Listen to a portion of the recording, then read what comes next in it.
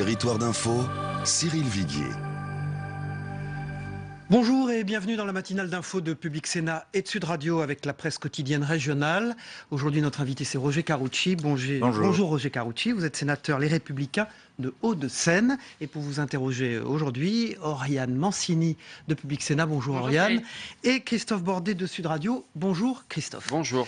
Roger Carucci, les vœux du chef de l'État aux armées, nos militaires déployés en France et sur les théâtres d'opérations extérieures, comme on dit.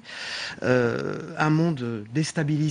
Je rappelle, une série d'attentats fait 4 morts à Jakarta, en Indonésie, 5 personnes tuées il y a quelques heures dans l'attaque d'une voiture piégée dans le sud-est de la Turquie. C'est vraiment un monde totalement déstabilisé, je le disais. Est-ce qu'il faut prendre la mesure de cela, intervenir en Libye, comme on entend cette petite musique poindre depuis quelques jours? Avec qui? Qu'est-ce que vous en pensez? Non, la réalité, enfin d'abord pour nous en France, hein, ça fait des mois qu'on nous dit c'est la guerre au terrorisme, il faut mobiliser. C'est vrai. Oui, sauf qu'on ne la fait pas.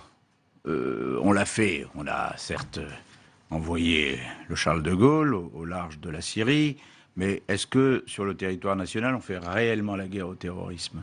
C'est pas la révision constitutionnelle, pardon de le dire, qui va changer la mobilisation. Moi j'estime qu'aujourd'hui encore, et je le dis depuis des mois aussi au Sénat, on parle de la guerre et on ne la fait pas. Et on ne se donne pas les moyens de le faire. Même l'état d'urgence ne se donne pas les moyens de le faire. On n'a pas assez fermé les mosquées salafistes, on n'a pas fait assez d'expulsions, on n'a pas fait un certain nombre de choses. Donc, très bien. Donc, vous excluez les possibilités d'intervention à l'extérieur pour régler en partie des problèmes de l'intérieur? Sincèrement, la France ne peut pas tout faire. On est déjà au Mali, on est déjà en Côte d'Ivoire, on est déjà sur un certain nombre de théâtres d'opération. Est-ce que nous seuls pouvons intervenir partout? Sauf s'il y a une coalition internationale sous le cadre de l'ONU, ça c'est autre chose. Mais seule la France ne peut pas tout faire. On est déjà très impliqué dans bien des sujets. Mais en tout cas, ce que vous dites ce matin, c'est que la France ne fait pas la guerre. La France, elle fait la guerre en Syrie. Enfin, on envoie des troupes, on envoie des avions. Mais oui, est-ce que vous avez le sentiment, sincèrement, quand on vous dit depuis 3 mois que c'est la guerre, y compris en France, pour rétablir la sécurité des citoyens, est-ce que vous avez le sentiment que les citoyens sont impliqués dans un climat de guerre? Est-ce que vous avez le sentiment qu'on a pris la mesure de l'état de guerre? En réalité, non. Et on le voit bien. Attentat Charlie, attentat de novembre, attaque et agression depuis le début de cette année 2016, à Marseille, à Paris. On va en parler, oui. Bon, tout ça veut dire qu'en réalité, on n'arrête pas d'en parler, on fait dans l'incantatoire et on ne prend pas de mesures suffisantes. Roger Carucci. On verra si dans le débat sur la révision constitutionnelle et l'état d'urgence, le gouvernement accepte. On va reparler de tout ça pendant cette émission. Eh bien. Roger Carucci, après 18 mois de diète médiatique, Jean-François Copé revient avec un livre, Le sursaut français, chez Stock. Ça sort le 20 janvier. Alors, Copé, l'affaire Big Malion, les comptes de campagne de Nicolas Sarkozy, son éviction de l'UMP, on ne va pas refaire tout le film, bien évidemment. Jean-François Copé revient. Peut-il faire de l'ombre à Nicolas Sarkozy? Est-il un caillou supplémentaire dans la chaussure de Nicolas Sarkozy? Moi, je considère que toute personne de qualité appartenant à ma famille politique qui participe au débat, c'est du plus. Par conséquent, que Jean-François Copé... Donc c'est une personne de qualité qui peut apporter quelque chose au débat au sein des Républicains. Il a une vision de ce qu'on avait appelé la droite décomplexée, qui participe au débat, et c'est bien qu'il revienne dans le débat. Et c'est bien. Alors après, je ne sais pas s'il veut aller jusqu'à la primaire ouverte, il n'en dit rien pour le moment. Je n'ai pas à le souhaiter. Écoutez, sincèrement... Pardon de dire, il y a déjà 4, 5, 6 candidats. Est-ce qu'il veut se rajouter? C'est à lui de voir. En tout cas, qu'il revienne dans le débat public, c'est une bonne chose. Vu son âge, vu ses propositions, il a un avenir. Donc voilà. Mais je ne sais pas s'il ira jusqu'à la primaire ouverte. Donc on verra bien. Mais qui participe au débat, qui exprime un certain nombre de choses sur la droite décomplexée, donc moi, vous pourriez travailler à nouveau avec lui, par exemple. Quand on lit son livre, quand on regarde ses propositions, c'est quand même ultra-libéral. Ça va beaucoup plus loin que ce que peut proposer Sarkozy, Fillon, par exemple. Oui. 2 exemples. Un numéro tiré dès 16 ans pour tous les jeunes qui souhaitent se lancer dans la vie active, créer une entreprise, une activité. Un référendum sur les 35 heures dans les entreprises pour choisir le temps de travail par entreprise. ça va quand même beaucoup plus loin que ses concurrents. C'est très libéral. Sur le référendum, par exemple, sur les 35 ans dans les entreprises, moi je l'ai proposé il y a quelques semaines ici au Sénat, donc je ne vais pas aller dire maintenant que je ne suis pas d'accord. Je pense qu'il faut effectivement avancer là-dessus. Moi, ce qui faisait que j'ai travaillé avec Jean-François, c'était le rétablissement de l'État, de l'autorité de l'État. Et ça, pour moi, c'est le point essentiel de la primaire ouverte qui vient à la fin de cette année. Je me déterminerai, et chacun sait que j'ai été un des, entre guillemets, loyaux sarkozystes, et que je le reste sur le fond. Vous êtes encore sarkozyste, oui, c'est ça. Ben, ça a l'air de vous étonner, je vous remercie infiniment. Je pensais que vous aviez un peu évolué. Ben, parce que si on reste sarkozyste, c'est qu'on n'est pas évolué. Voilà, jolie mentalité dans la presse. Non, mais je vais vous dire un truc simple pour la primaire ouverte, et qui vaudra pour tout le monde. On vote en fonction d'une situation. La situation serait sereine. Il n'y aurait pas d'attentat, il n'y aurait pas de terrorisme, il y aurait une autorité de l'État reconnue, il y aurait un État digne de ce nom. Vous ne faites pas le même choix, les citoyens ne feraient pas le même choix que dans le désordre, la fragilité, la fragmentation de la société française. Aujourd'hui, si je me suis à nouveau beaucoup rapproché de Nicolas Sarkozy, c'est que dans le débat public, il participe de ce qu'est l'autorité de l'État. Et je crains une France tellement affaiblie, tellement fragile, une société française tellement accablée, que le candidat à la présidentielle ne doit pas être seulement un rassembleur réformateur, ce doit être aussi un homme d'ordre, un homme d'autorité et un homme capable de rétablir la confiance des Français dans l'État. C'est le profil de qui, ça? Ça peut être celui de Nicolas Sarkozy. Pour Jean-Pierre Raffarin, Nicolas Sarkozy doit régler un problème personnel avec l'opinion publique. Quel est son problème? Comme toute personne qui a été battue à une élection, on dit après, qu'est-ce qui s'est passé, pourquoi? On n'a pas voulu, et pas seulement Nicolas Sarkozy, on n'a pas voulu en 2012 faire l'inventaire. Parce qu'on a dit, attendez, on est dans l'opposition, c'est pas le moment, etc. Moi, je ne crois pas du tout à l'inventaire, d'autant que les gens préfèrent parler d'avenir que de faire le bilan du passé. Mais il est clair que Nicolas Sarkozy, qui retourne à la rencontre des Français, qui va un peu se dégager de la présidence des Républicains, va devoir répondre dans les réunions, dans ces rencontres, à la question...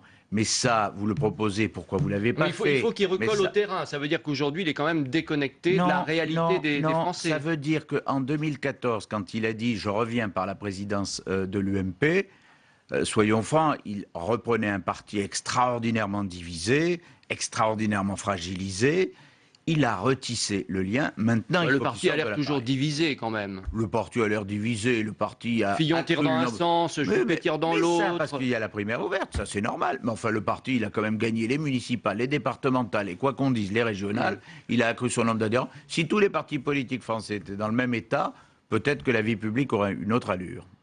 Dites-moi, à la question posée par un sympathisant hier à Alain Juppé, qui était en province, qui lui disait, donc ce sympathisant lui disait, est-ce que vous prendriez Nicolas Sarkozy dans votre gouvernement si vous êtes élu en 2017? Et Juppé a répondu, je ferai un gouvernement de quadras. Et hop, une petite pique encore pour Nicolas Sarkozy. En tout cas, pas de vieux dans le gouvernement de Juppé si jamais il était élu. Vous n'en serez pas. Même vous ne seriez pas ministre. Et voilà. Même vous. Et après, vous voulez que je le soutienne? Non, mais j'en ai rien à fiche d'être ministre, pardon de vous le dire. Pas plus de Nicolas Sarkozy que d'Alain Juppé. Oui, mais que ce soit pour Juppé, pour Sarko, je m'en tape. Est-ce que j'ai une tête à dire je veux être ministre, sinon je vous soutiens pas? Non. Et puis vous l'avez été, Roger Sarkozy. Je l'ai déjà été, et donc je cours pas après. Moi, je suis très bien au Sénat, je veux bien travailler au Parlement et réformer le Parlement. Mais c'est pas le sujet. Le sujet que Alain Juppé réplique parce qu'on dit vous êtes trop vieux sur le thème. Ah ben rassurez-vous, si je gagne, je prends que des quadras, donc je ferai l'équilibre jeune. Bon, tout ça est sympathique, mais ça c'est de la mousse. C'est de la mousse. Moi, ce que je veux savoir, c'est qui est capable de rétablir l'autorité de l'État? Qui est capable Juppé de n'est pas capable? Mais j'en sais rien. Ce que je dis, c'est que les Français, quand ils vont juger en novembre dans la primaire ouverte, ils vont se dire voilà, on est dans une situation catastrophique, calamiteuse. Le gouvernement socialiste nous a mis dans un état, mais pathétique. Qui peut changer les choses et rétablir l'autorité? Moi, on verra à ce moment-là. Donc si les uns ou les autres, d'ailleurs, Alain Juppé lui-même a modifié son discours ces dernières semaines pour en faire un discours beaucoup plus d'autorité. Beaucoup plus à droite, oui. Bien sûr, mais parce que tous les candidats se rendent bien compte que l'opinion publique et la société française ne peut pas être traitée en 2016 comme elle l'était il y a 10 ans, dans une période plus pacifique. C'est tout. Le terrorisme, les attaques, l'insécurité, ça a changé la vision des Français. On regarde les questions économiques. François Hollande va annoncer plusieurs mesures contre le chômage, selon plusieurs sources ce matin. Il semble s'orienter vers le versement d'un chèque de 2 000 € pour ceux qui embauchent des bas salaires. Est-ce que c'est du saupoudrage? Est-ce que c'est de l'efficacité garantie pour vous? Franchement, ils ne veulent pas changer de politique économique. Et ils n'ont comme seule et unique politique une politique d'encadrement, d'aide fiscale, d'aide financière, au lieu de favoriser la compétitivité de nos entreprises. Laissons souffler les entreprises, abaissons la dépense publique pour abaisser la charge fiscale et les charges en général des entreprises. Mais le système qui consiste à dire... J'ai promis l'inversion de la courbe du chômage, elle n'est pas là, il faut que la dernière année, voilà, si je peux, allez, je file des chèques à qui veut, employez-moi des mecs, et si vous pouvez me les mettre en formation, je prends, enfin, sortez des statistiques du chômage. C'est à la fois une honte. C'est une manière d'inverser la courbe. Bon, d'inverser la courbe, c'est une manière de maquiller les statistiques du chômage. Ben juste avant 2017, avant la présidentielle. Non, on a bien compris, sauf que, sincèrement, vous êtes le chef de l'État, vous avez la responsabilité de 66 millions de Français, vous en êtes là. Vous avez tellement échoué qu'à la fin, c'est uniquement le maquillage qui compte. Ah bah. Oriane Mancini. On va revenir sur la révision constitutionnelle et sur le débat sur la déchéance de nationalité. Est-ce que finalement, la déchéance de nationalité, ce n'est pas la déchéance de François Hollande? Oula, je n'avais pas l'intention de le déchoir de la nationalité quand même. Même s'il a échoué sur sa présidence, j'en suis pas là. Non, je crois pas. Je crois que... moi, j'ai toujours dit que je voyais pas très bien l'intérêt de la révision constitutionnelle. L'état d'urgence, la loi de 55 a été validée 2 fois par le Conseil constitutionnel, il l'a jamais remise en cause, je vois pas pourquoi il la remettra en cause. Passons. La déchéance de nationalité, elle est dans l'article 25 du Code civil, et dans le fond, l'inscrire dans la Constitution ne changera pas grand-chose. Est-ce qu'il faut aller plus loin d'ailleurs sur cette déchéance de nationalité? Moi, juste une chose, qui là s'intéresse plus particulièrement aux binationaux qui auraient commis un crime contre la France. Mais est-ce qu'il faut aller plus loin? Parce qu'un Français qui commet un crime contre la France, il est aussi coupable qu'un autre. Mais il doit être condamné de la même manière. Sauf que... donc il faut l'élargir. Non, moi je ne suis pas favorable à l'élargissement, tout simplement parce qu'on va se créer un problème international de créer des apatrides. Alors, en réalité, on le peut. Et Jean Bizet, qui a fait une proposition de loi ici, le rappelle, en réalité, on le peut. Et le système international le permet. Mais ça rend le système politique et international de la France très compliqué. Donc, restons-en à la déchéance de nationalité des binationaux. Je précise, et j'ai bien insisté là-dessus, la déchéance doit être prononcée au prononcé de la peine définitive, mais la peine, elle se fait en France. Parce que c'est trop facile de nous dire, les types, ils sont déchus de nationalité, donc on les renvoie dans le pays de la deuxième nationalité, ou peut-être que les textes antiterroristes ne sont pas de même nature, et où ils échapperaient à la prison. Donc ils accomplissent leur peine ici, et ils sont déchus et expulsés ensuite. Sur l'état d'urgence qui prendra fin le 26 février, est-ce qu'il faut le prolonger, cet état d'urgence? Bien sûr. Enfin, vous voterez une prolongation mais bien sûr. Enfin, qui peut croire que d'un coup d'un seul, le 26 février à minuit, il n'y a plus de terroristes, il n'y a plus de risques, tout va bien. Enfin, quand même, quand on regarde le résultat, là, je suis désolé, mais il y a des chiffres quand même. 3000 perquisitions administratives depuis le début de l'état d'urgence, seulement 4 concernent des actes terroristes. 4 sur 3000. Non, un peu plus, non. Bah non, ce sont les chiffres. Non, il y a je crois qu'il y avait 340 perquisitions concernant des actes de terrorisme ou des complicités d'actes de terrorisme. Enfin, peu importe. Enfin, c'est quand même très peu par rapport au nombre global. Ce qui est sûr, c'est que nous avons le sentiment, et c'est pour ça qu'on veut voir la réforme de la procédure pénale, nous avons le sentiment que la police, l'armée, la gendarmerie font très bien leur job, les services de renseignement aussi. Il faut qu'évidemment le suivi judiciaire soit plus rapide. Ça, c'est clair. Et il faut que les mises en examen, les interpellations se poursuivent. Oriane Mancini. Hier, François Hollande a suggéré d'inclure la réforme du Conseil supérieur de la magistrature et du parquet dans la révision constitutionnelle. Est-ce que vous la voterez? Non, mais attendez. D'abord, on va essayer de savoir ce qu'ils veulent faire, ces jeunes gens. Parce qu'au Congrès, on nous dit état d'urgence et déchéance de nationalité, rien d'autre. Après, on nous dit, comme le PS a explosé, que la gauche n'en veut pas, on va réécrire tout ça, on va vous trouver sur la déchéance un texte qui ne sera pas le texte qui est passé au Conseil des ministres. Donc déjà, on se dit, mais alors, c'est quoi le texte de la révision constitutionnelle? Et là, au détour d'une cérémonie, le président de la République dit « Ah bah tiens, dans la révision constitutionnelle, on va vous rajouter le Conseil supérieur de la magistrature, la réforme pénale. » François Hollande essaie de vous acheter. Alors que, oui, enfin là-dessus, il risque rien. Parce que d'abord, il n'a pas grand-chose à proposer. Et deuxième élément, pardon, mais on vient de nous dire que Madame la garde des Sceaux n'assurerait pas la révision constitutionnelle. Et donc, dans la révision constitutionnelle, il y a le Conseil supérieur de la magistrature, la réforme pénale, et c'est pas la garde des Sceaux qui conduit la réforme. Est-ce qu'elle doit démissionner, Christiane Taubira? Ça, c'est son problème à elle, et le problème du Premier ministre, c'est pas le mien. Sauf que moi, je considère... Mais si, j'ai un avis, mais c'est un problème de conscience. Mais qu'est-ce que on en a à foutre de mon avis? Pourquoi c'est moi qui vais dire à Madame la garde des Sceaux démissionner? Mais elle en a rien à fiche de ce que je pense. En réalité, le seul problème, c'est oui ou non, y a-t-il une ligne sécuritaire au gouvernement, ou bien le gouvernement est encore fracturé entre une ligne sécuritaire Valls et une ligne plus souple de la part de Taubira, ce qui fait écarter Taubira de la révision constitutionnelle, fait qu'on fait taire Taubira, y compris aux questions d'actualité au gouvernement à l'Assemblée nationale. C'est pas possible de continuer comme ça. S'ils veulent la garde au gouvernement, qu'ils lui donnent un autre ministère, s'ils veulent. Merci Roger Karoutchi. Merci à vous. Une très rapide question, oui ou non. Est-ce que vous auriez, comme a tenté de le faire la municipalité de Villejuif, enlevé le nom de Georges Marchais d'une place et pouvoir le remplacer par un autre? Vous avez été longtemps élu d'Île-de-France. Non. Est-ce que c'est quelque chose que vous avez fait? J'ai été longtemps élu à Nanterre, pour être très franc. Alors on avait quand même enlevé, mais c'était la mairie communiste qui elle-même le proposait, Staline et Lénine, mais on n'avait pas enlevé et on n'a jamais proposé d'enlever les autres leaders communistes français. Le tribunal administratif a annulé cette Oui, mais moi je trouve que ce côté... Enfin bon, voilà, moi je n'aime pas le côté revanchard. Merci Roger Karoutchi, sénateur Les Républicains des Hauts-de-Seine. Nous allons passer à l'analyse de l'actualité et de vos propos dans cette matinale d'info avec les éditorialistes de la presse quotidienne régionale.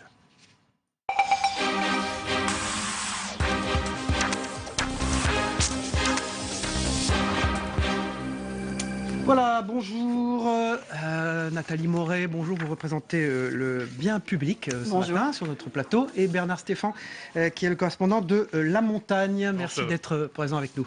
On va démarrer par une actualité dramatique parce que vous êtes correspondant de La Montagne, Bernard Stéphan.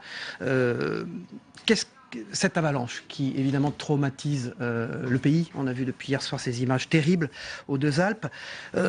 Comment réduire les risques? Vous êtes correspondant d'un journal où il y a des montagnes. Alors elles sont moins ambitieuses que les montagnes des Alpes.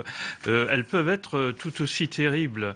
Deux grandes stations en Auvergne. Deux grandes stations en Auvergne, Super-Besse et Super-Lioran, l'une dans le massif du Sancy, l'autre dans le massif du Cantal. Il y a un dispositif de grande vigilance, une forte mobilisation permanente des services de sécurité et des situations d'entraînement. Et il y a eu des avalanches importantes. Je n'ai pas le souvenir d'avalanches très meurtrières, mais il y a eu des avalanches, notamment dans ce qu'on appelle les grands couloirs du Sancy. Comment traiter ce genre de sujet en restant...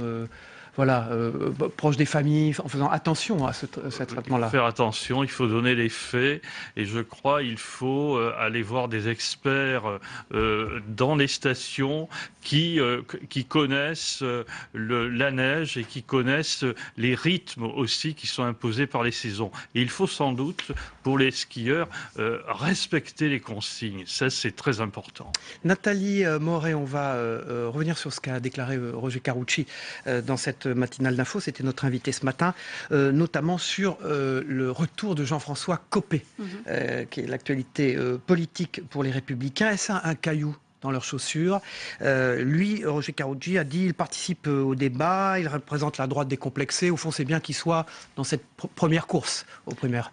Il ne peut pas dire autre chose. Et d'ailleurs, Roger Karoutchi est quelqu'un qui, qu'étant un sarkozyste historique, est plutôt quelqu'un qui joue collectif dans sa famille politique. Pour répondre à votre question, oui, c'est un caillou dans la chaussure, c'est même un rocher dans la chaussure. Parce que dans les 10 prochains jours, on ne va entendre parler que de Jean-François Copé. Il arrive avec des propositions fortes, il arrive avec un plan média où il ne laissera personne sur le bord de la route, et il arrive surtout sur le même créneau que Nicolas Sarkozy. Nicolas Sarkozy qui, en ce moment, est loin d'avoir le vent dans le dos et dévisse dans tous les sondages. Il dévisse lourdement. Parce que je vous rappelle que non seulement il perd des points, mais en plus, Alain Juppé, qui est pour l'instant son plus fort concurrent, est très fort sur les personnes âgées qui, elles, sont un électorat qui n'est pas volatile. Donc oui, c'est un gros caillou dans la chaussure de Nicolas Sarkozy. Bernard Stéphan, a-t-il des réseaux dans le parti dont il a été le chef? Il a sans doute encore des réseaux. On l'a vu dans un certain nombre de réunions qui ont été assez discrètes, mais qui ont pu être médiatisées. Il a toujours des fidèles. Mais je crois qu'au rang de la droite décomplexée, là, il va y avoir beaucoup de monde, parce que Nicolas Sarkozy est décomplexé. François Fillon nous a expliqué qu'il était très décomplexé. Alain Juppé est arrivé avec un livre-programme sur l'État fort et il se veut lui aussi décomplexé. Je crois que surtout le problème de Copé, c'est qu'il n'y aura pas beaucoup de place pour lui. Alors attention, Copé, il a maintenu ses réseaux depuis mai 2014. Quand il dit dans Valeurs Actuelles ce matin, j'ai pensé à quitter la politique, etc., je n'y crois pas un instant. S'il est innocent et il dit qu'il l'est, il savait que on parle de l'affaire Big Malion. L'affaire Big Malion. Que la tempête médiatique serait terrible. En revanche, il a toujours cultivé ses réseaux. Il y a toujours des députés qui viennent le voir dans son bureau tous les mardis matins. Et oui, il est prêt et il se prépare. Et Roger Carucci, qui était notre invité tout à l'heure dans la matinale d'Info, avait l'air très prudent d'ailleurs dans cette affaire. Moi, je crois qu'ils sont très prudents avec Copé. Et pourquoi ils ont peur? Il a encore des missiles Non, il n'a peut-être pas de missiles, mais il a son passé. Et vous savez bien que quand un homme politique a mis un genou à terre, et en France, il se relève toujours, mais il met du temps à se relever. Et puis il peut le porter à son crédit. Jean-François Copé va nous faire le truc, oui, j'ai souffert, j'ai réfléchi, j'ai changé. Vous allez voir, ça fait plusieurs fois qu'il nous le fait, mais ça va marcher. On a l'impression quand même d'une forme de pagaille quand même chez les Républicains. Il y a beaucoup de candidats quand même. Oui, mais il y en a beaucoup en ce moment. Mais est-ce qu'il y en aura autant en novembre? Qui tiendront la course? J'en suis pas sûre. Est-ce que Nadine Morano, qui a annoncé sa candidature, aura les parrainages suffisants? Moi, je suis pas sûre. Si c'est Nadine Morano, c'est pas Copé, parce qu'ils sont sur le même créneau. Donc, oui. Moi, je crois pas au mot pagaille. Vous vous reportez 5 ans avant au PS, au moment de la primaire. Vous auriez pu dire c'est la pagaille au PS. Une actualité internationale aussi, avec cette série d'attentats, 4 morts à Jakarta, 5 personnes tuées dans le sud-est de la Turquie, où il y a des violences. Comment ça va se traduire politiquement, ça, à votre avis, Nathalie Moret? Cette angoisse des gens, au fond. Politiquement, c'est une séquence, je parle des attentats à l'étranger, qui ne peut pas être une mauvaise séquence pour François Hollande. Puisqu'on parle ici de politique intérieure. François Hollande, il a endossé le rôle de père de la nation lors des attentats de novembre en France. Et dès qu'il y a des attentats dans les autres pays, effectivement, c'est quelque chose qui peut lui redonner du crédit ici en France. Roger Carucci, lui, il a dit très clairement qu'on ne faisait pas la guerre. Oui, alors, sur le mot guerre, je pense que de la guerre intérieure. Roger Carucci a en partie raison. Le mot guerre, moi je l'applique, la France elle est en guerre au Mali, elle est en guerre en Syrie, elle est en guerre en Irak. En France, elle est un état de très grande vigilance. Où je ne suis pas d'accord avec M. Carucci, c'est lorsqu'il dit qu'il n'y a pas d'état digne de ce nom en France. Enfin, là, de qui se moque-t-on? Il y a une vigilance énorme, une très grande mobilisation des forces. M. Carucci devrait aller dans la France au-delà du Tour de Paris, voilà, il verrait que dans le centre de la France, dans le centre de la France, en Auvergne par exemple, en Limousin, on en parle sur les marchés, les gens en parlent, dans les bars ils en parlent, mais ils ont aussi une autre envie. Ils ne sont pas en situation de peur au point de rester chez eux. Au contraire, ils ont envie de vivre, ils ont envie que la France vive et même qu'elle vive encore davantage. Donc là, c'est bien surpasser cette idée de guerre. Et cette idée de peur, c'est vrai que les gens sont en résistance. Les gens ne sont pas apathiques, les gens sortent, les gens vivent, et les gens n'ont pas envie de se laisser abattre, et c'est un sentiment très très fort. On regarde la une du Bien Public qui d'ailleurs concerne ce drame, cette avalanche dans les Deux-Alpes, rapidement. Oui, c'est aujourd'hui la nouvelle version, la nouvelle formule du Bien Public, donc on espère que ça plaira à nos lecteurs, et effectivement on ouvre sur cette avalanche dramatique. Qui s'est produite aux Deux-Alpes hier. Les lycéens pris au piège, c'est le titre du Bien Public. Avec une photo terrible, on voit les secouristes, pour nos amis de la radio, qui sont sur le lieu de cette avalanche. Bernard Stéphan, Votre une à vous, la montagne. Nous revenons sur la neige, oui. Mais la neige qui était attendue dans les stations d'Auvergne depuis 1 mois et demi, et donc elle va donner du baume au cœur pour l'économie locale, et à l'intérieur, nous évoquons très largement la catastrophe qui s'est produite dans les Alpes. Merci Bernard Stéphan, correspondant de La Montagne, et Nathalie Mauret qui nous a présenté la dernière version, la nouvelle du bien public. La nouvelle version. Merci beaucoup à vous. On se retrouve demain pour la matinale d'info de Public Sénat et de Sud Radio. Les programmes continuent sur la chaîne toute la journée. À demain et bonne journée.